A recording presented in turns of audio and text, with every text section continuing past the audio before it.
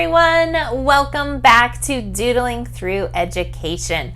For my CC students, this is Cycle 3, Week 9 History.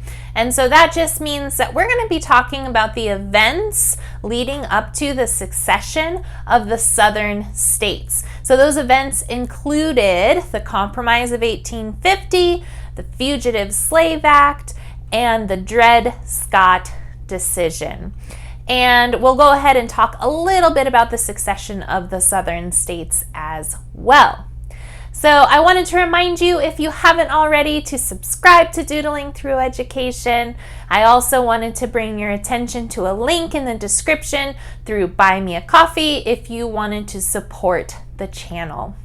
And on that note, let's start doodling.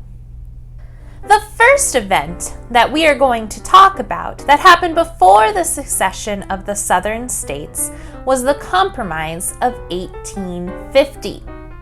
Now, the Compromise of 1850 was made up of 5 separate bills, and they made these 5 different points.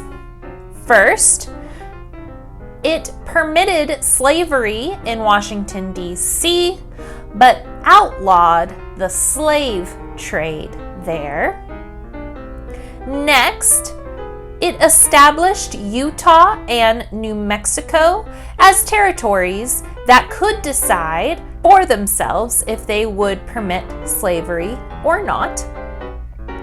It also defined new boundaries for the state of Texas after the Mexican-American War, and removed Texas's claim to part of New Mexico, but instead gave Texas $10 million in compensation.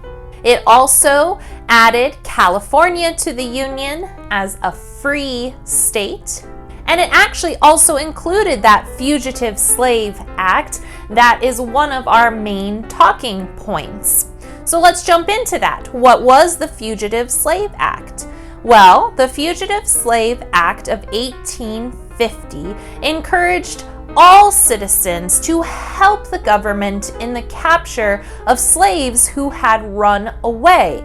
And it actually even denied these enslaved people the right to a jury trial. It also placed control of each individual case of these runaway slaves in the hands of the federal commissioners. And actually, these people were paid more for returning a slave than for freeing them. And so many people felt that this was a bias in the favor of Southern slave owners. Naturally, this created outrage and even increased traffic along the Underground Railroad during the 1850s. Northern states were able to avoid enforcing this law, and actually 10 years after it was passed, the number of runaways that were actually returned to slaveholders was only at about 330 people. The next talking point that we need to talk about is the Dred Scott Decision. The Dred Scott case, which was also known as Dred Scott versus Sanford, was a 10-year-long battle for the freedom of an enslaved man named Dred Scott. At the time, he was living in a free state and believed that due to this, he should be granted his freedom. This case ultimately reached the U.S. Supreme Court, and in 1857, the Supreme Court ruled that living in a free state and territory did not entitle Dred Scott to his freedom because he was an enslaved man.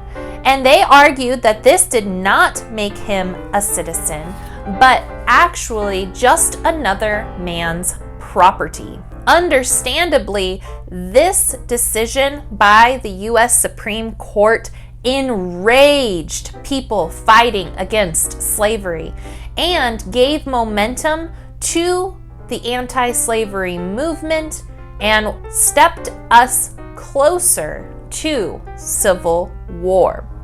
At this time, because of these three major events, the divide between the North and South over slavery was growing. On December 20th, 1860, there was a special convention called in South Carolina.